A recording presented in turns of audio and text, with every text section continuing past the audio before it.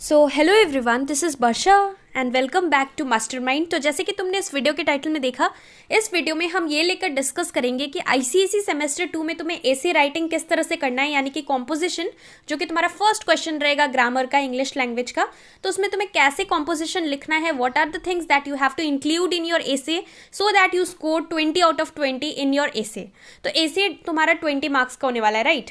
और इसके साथ साथ हम ये भी लेकर डिस्कस करेंगे कि कौन कौन सा टॉपिक्स है, मतलब तुम्हें कौन सा टॉपिक चूज करना चाहिए तुम्हारा सेमेस्टर 2 के लिए, कौन सा एसे चूज करना चाहिए। बिकॉज यहाँ पर तुम्हें 5 क्वेश्चंस मिलेगा और यहाँ से तुम्हें 5 ऑप्शंस में से चूज कर कर किसी एक टॉपिक पे एसे लिखना है, राइट, कॉम्पोजिशन लिखना है। तो देखो, let's start with the video. सबसे पहला है कि टाइप्स ऑफ एसे, तुम्हें किस किस टाइप का एसे मिलता है तुम्हारे एग्जाम में। 5 ऑप्शंस मिलता है, 5 क्वेश्चंस रहता है, उसमें से तुम्हें चूज कर कर एनी वन टॉपिक पे एसे लिखना पड़ता है, राइट। तो एसे यानी कि कॉम्पोजिशन में सबसे पहले तुम्हारा नरेटिव एसे रहता है, उसके बाद descriptive essay, then you have argumentative और debatic type of essay, then story writing is there and picture based composition also you need to write. तो ये सारा ऑप्शंस में से देखो, सबसे पहले है नरेटिव एसे। नरेटिव एसे का मतलब क्या है? नरेटिव कॉम्पोजिशन में तुम्हें कोई भी पर्टिकुलर इंसिडेंट को नरेट करना पड़ता है इन द फॉर्म ऑफ एन एसे। तो तुम्हें डिफरेंट पैराज में एसे को लिखना है और यहाँ पर तुम्हें नरेट करना है कोई भी पर्टिकुलर इंसिडेंट। उसके बाद यहाँ पर नेक्स्ट टॉपिक है डेस्क्रिप्टिव एसे। डेस्क्रिप्टिव एसे क्या होता है? डेस्क्रिप्टिव एसे में तुम्हें कोई भी पर्टिकुलर चीज़ को डिस्क्राइब करना पड़ता है, और सपोज कोई भी टॉपिक दिया है उसके अकॉर्डिंग तुम्हें क्वेश्चन के अकॉर्डिंग कुछ भी चीज़ को डिस्क्राइब करना है। और यहाँ पर when you are describing a particular thing you have to use all the senses.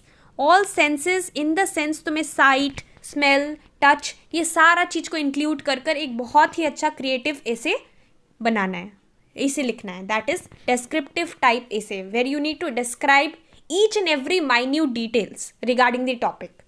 उसके बाद नेक्स्ट जो कि पॉइंट नंबर मतलब थर्ड एसे है, that is argumentative type essay, also called debatic essay. तो यहाँ पर डिबेट कॉम्पिटिशन में तुमने अपने स्कूल में देखा होगा किस तरह से डिबेट कॉम्पिटिशन होता है। सिमिलरली तुम्हें एसे में फॉर या फिर अगेंस्ट पे लिखना पड़ता है, आइदर फॉर पे या फिर अगेंस्ट पे तुम्हें अपना व्यू देना पड़ता है। सो यहाँ पर पॉइंट वाइज तुम्हें फॉर या फिर अगेंस्ट टॉपिक पे लिखना है। जैसे कि डिबेट में होता है, एक तरफ फॉर होता है, एक तरफ अगेंस्ट होता है एक ही पर्टिकुलर टॉपिक में। जैसे कि तुम्हारा सेमेस्टर 2 का जो टॉपिक है, सेमेस्टर 2 का स्पेसिमेन पेपर अगर तुमने गो थ्रू किया है तो वहाँ पर तुम्हारा इस बार किस टाइप का क्वेश्चन आया है?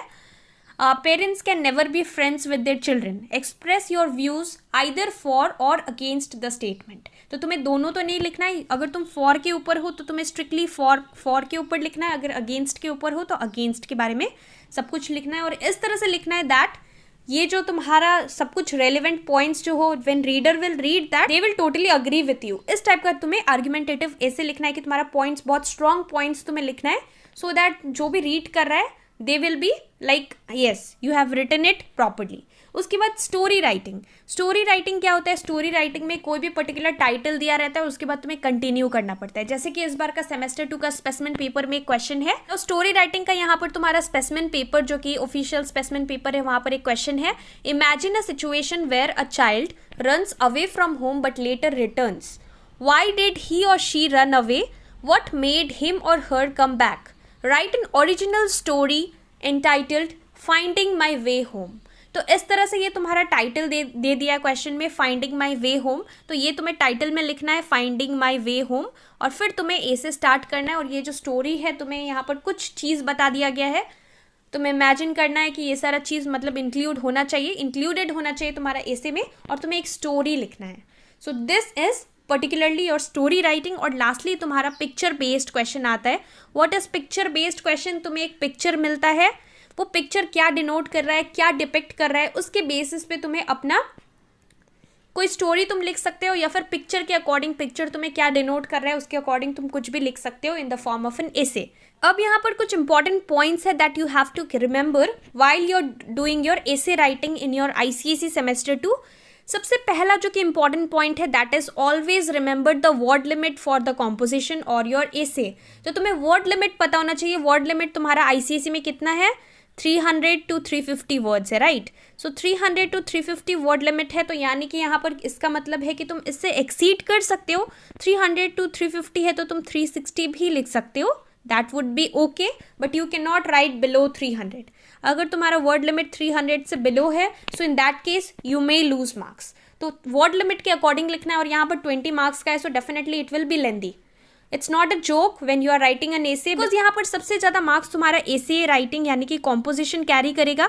तो एसे में तुम्हें बहुत ध्यान देना है। ग्रामर में अगर तुम्हें स्कोर करना है, तो यहाँ पर 20 में अगर तुम 18, 19 ऐसा मार्क्स स्कोर कर लेते हो, सो इन दैट केस डेफिनेटली तुम्हारा मार्क्स अच्छा आएगा इंग्लिश लैंग्वेज में।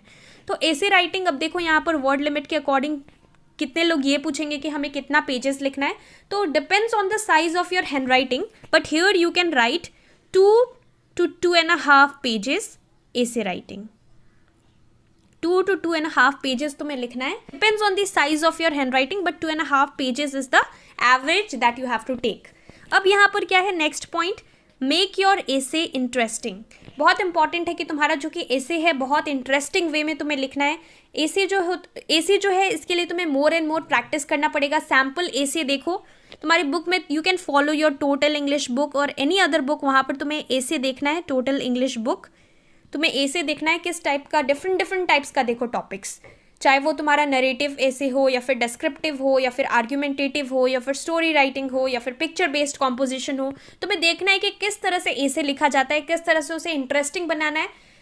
Next part is divide your essay into 3 part, introduction, body and conclusion. तो तुम्हारा एसे जो है रैंडमली तुम डायरेक्ट लिखते जाओगे, ऐसा नहीं चलेगा। एसे जो होता है उसको तुम्हें डिफरेंट पैराज में डिवाइड करना है, intro, body and conclusion include करना है। यहाँ पर डायरेक्टली ऐसे नहीं लिखना है। इंट्रोडक्शन में तुम्हें एक जस्ट लिखना है पूरा टॉपिक के बारे में। फिर और एक इंपॉर्टेंट चीज़ है कि first impression is the last impression, right. तो बहुत इंपॉर्टेंट है कि तुम्हारा इंट्रो और कंक्लूजन बहुत इंपॉर्टेंट है। इंट्रो और कंक्लूजन अच्छे तरीके से लिखना है, बॉडी भी अच्छा लिखना है, लेकिन यहाँ पर फर्स्ट इंप्रेशन तुम्हारा इंट्रोडक्शन होगा, तो उसको बहुत ही इंटरेस्टिंग बनाना है, so that the examiner who is reading your essay, who is checking your answer script, they will feel like reading it more and more, further they will continue to read। तो बहुत important है कि तुम्हें interesting एसे लिखना है। Word limit देख लेना है, टाइम लिमिट भी देखना है। यहाँ पर तुम्हें 30 to 40 मिनट्स के अंदर तुम्हारा एसे कंप्लीट हो जाना चाहिए, बिकॉज यहाँ पर तुम्हारा नोटिस राइटिंग है, ईमेल राइटिंग है, लेटर राइटिंग है, so it is going to take time, right. यहाँ पर नेक्स्ट इंपॉर्टेंट पॉइंट है avoid spelling mistakes and grammatical errors. तो यहाँ पर spelling mistakes, since this is your English language, तो बहुत इंपॉर्टेंट है कि लैंग्वेज एंड लिटरेचर में ग्रामेटिकल एरर्स तुम्हें अवॉइड करना है, specially grammatical errors and spelling mistakes in your essay, because essay is going to be lengthy, so do not make any spelling mistakes. अब यहाँ पर जो नेक्स्ट इंपॉर्टेंट पॉइंट है, during the 10 minutes reading time choose the topic for your essay. तो तुम्हें 10 minutes reading time मिलेगा, उसी time तुम्हें डिसाइड कर लेना है सारा टॉपिक्स रीड करना है। सारा टॉपिक्स जो 5 टॉपिक्स होगा, 1 2 3 4 5, इसमें से कौन सा तुम चूज करने वाले हो आउट ऑफ दिस 5 टॉपिक्स, तुम्हें अच्छे तरीके से जब 10 मिनट्स रीडिंग टाइम रहेगा, राइटिंग टाइम स्टार्ट होने से पहले ही तुम्हें डिसाइड कर लेना है। अदरवाइज ऑलरेडी तुम्हें बहुत कुछ लिखना पड़ेगा, इतना लेंदी लिखना पड़ेगा एसे, 20 मार्क्स का है, तो अच्छे से लिखने के लिए तुम्हें पहले ही पता कर लेना है, पहले ही चूज कर लेना है कि तुम कौन सा लिखने वाले हो। अदरवाइज कितने बार ऐसा होता है कि तुम डिसाइड नहीं कर पाते हो, उसके बाद फिर तुम फर्स्ट टॉपिक स्टार्ट कर देते हो, तो तुम कुछ लिखते हो 2 पैरास लिखने के बाद क्या होता है, 1 पेज तुमने सपोज लिख लिया, उसके बाद कुछ स्टूडेंट्स क्या करते हैं, उसके बाद पॉइंट्स तुम्हारे पास नहीं होता है, सो कंटिन्यूसली ये सारा पॉइंट्स तो तुम रिपीट नहीं कर सकते जो कि तुमने ऑलरेडी इंक्लूड किया है। So then again you feel like no this topic is not relevant, फिर तुम इसको कट कर दूसरा टॉपिक ले लोगे, फिर उसका आधा लिखोगे। In that case you are going to lose a lot of time and you don't have that much time to cut it and then again write it, go for the next topic. So important है कि तुम्हें एक ही topic choose करना है जो कि तुम्हारे लिए रेलिवेंट हो, पॉइंट्स इंक्लूड करना है। यहाँ पर तुम्हें 2.5 पेजेस लिखने के लिए तुम्हारे पास बहुत सारा पॉइंट होना चाहिए उस पर्टिकुलर टॉपिक के ऊपर, तुम्हारे माइंड में बहुत सारा पॉइंट्स होना चाहिए। उसके बाद यहाँ पर नेक्स्ट है, do not scribble too much and write your essay in a good handwriting. Definitely your hand writing it should be good, बार बार तुम्हें कट नहीं करना है। You can not use correction pen also during the examination, whitener you can not use. तो important है कि तुम्हें बहुत अच्छे हैंड राइटिंग में अपना एसे को प्रेजेंट करना है। It should B neat and tidy and it should attract the attention of the readers, यानी कि इंटरेस्टिंग वे में तुम्हें एसे लिखना है। एंड यहाँ पर lastly read your essay once after completing and rectify the errors. तो एक बार तुम्हें एसे को एक बार रीड कर लेना है, after you have completed just read it once, और जो भी एरर्स हो तुम उसे चेंज करके ठीक कर सकते हो। अब लास्टली यहाँ पर नेक्स्ट पॉइंट आता है कि तुम्हें कौन सा एसे चूज करना है, विच एसे टू चूज। तो देखो यहाँ पर तुम कोई भी चॉइस, तुम्हारा चॉइस है, तुम कुछ भी ऐसे को चूज कर सकते हो। टॉपिक के ऊपर डिपेंड करता है। तुम अभी ये सोच कर जाओगे घर से कि तुम्हें नरेटिव ऐसे करना है, उसके बाद तुम स्कूल में जबकि तुम्हें क्वेश्चन पेपर मिलेगा, यू माइट फील लाइक तुम्हें ज़्यादा पॉइंट्स तुम्हारे पास डिस्क्रिप्टिव के लिए हो सकता है।